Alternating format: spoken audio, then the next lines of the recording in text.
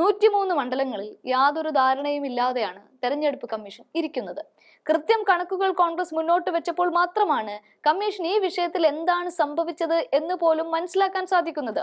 മഹാരാഷ്ട്ര തെരഞ്ഞെടുപ്പിന് പിന്നാലെ ഉദ്ധവ് താക്കറെ പറഞ്ഞു, ഒരിക്കലും എന്റെ ജനത എന്നെ ഇത്ര കണ്ട് കനത്ത പരാജയത്തിലേക്ക് തള്ളിവിടില്ല, കൈയൊഴിയില്ല എന്ന്. ഏറെ വികാരത്തോടെയാണ് ഉദ്ധവ് അന്ന് ആ കാര്യം പറഞ്ഞത്. ഏറെ മാധ്യമ ശ്രദ്ധ പിടിച്ചുപറ്റിയതുമാണ്.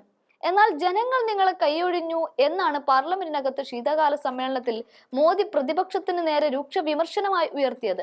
പക്ഷേ പോകെ പോകെ ചുരുളുകൾ ഓരോന്ന് അഴിഞ്ഞു തുടങ്ങി എന്ന് വേണം പറയാൻ. ഇതോടെ തെരഞ്ഞെടുപ്പ് കമ്മീഷൻ മുൾമുനയിലാവുന്ന കാഴ്ചയാണ് കാണാനായത്. എന്നാൽ നിങ്ങൾ വിജയിക്കുമ്പോൾ EVM നല്ലത്, നിങ്ങൾ പരാജയപ്പെട്ടാൽ EVMൽ കൃത്രിമം എന്ന ഒറ്റ പ്രയോഗത്തിലൂടെ കോൺഗ്രസ് അടങ്ങുന്ന പ്രതിപക്ഷത്തെ അടിച്ചിരുത്താനെന്ന് സുപ്രീം കോടതിക്കായി.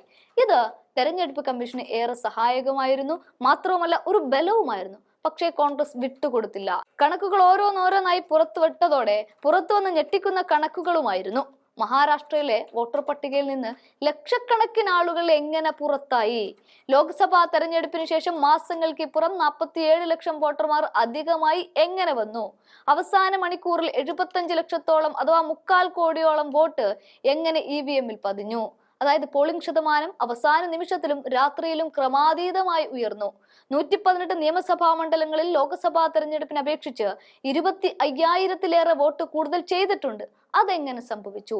ഇതിൽ 102 മണ്ഡലങ്ങളിൽ മഹായുതി സഖ്യമാണ് ജയിച്ചതെന്ന് ഗൗരവമായ സംശയത്തിനിടയാക്കുന്നില്ലേ?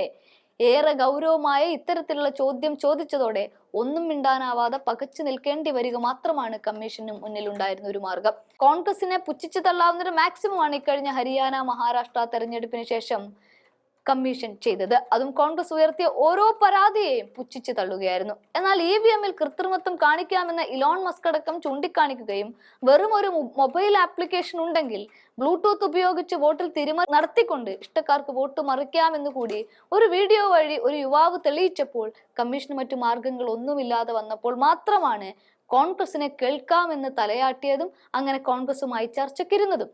ഒരിക്കൽ കോൺഗ്രസിന്റെ ആശയങ്ങളെ പാർലമെന്റിനകത്തു നിന്ന് പോലും വെട്ടിമാറ്റപ്പെട്ടപ്പോൾ തങ്ങളുടെ ആശയങ്ങളെ ജനങ്ങളിലേക്ക് എത്തിക്കാൻ മറ്റു മാർഗമൊന്നും ഇല്ലാതെ വന്നപ്പോഴാണ് രാഹുൽ ഭാരത് ജോഡോ യാത്രയുമായി ജനങ്ങൾക്ക് നടുവിലേക്ക് എത്തിയത്. അതുപോലെ ബാലറ്റിന് വേണ്ടി മറ്റൊരു ജോഡോ യാത്ര നടത്താൻ ഞങ്ങൾ ഇറങ്ങിത്തിരിക്കുകയാണ് എന്ന് ഖാർഗെ ഉറപ്പിച്ചു പറഞ്ഞപ്പോൾ അത് ജനം ഏറ്റെടുക്കുകയും ചെയ്തിരുന്നു.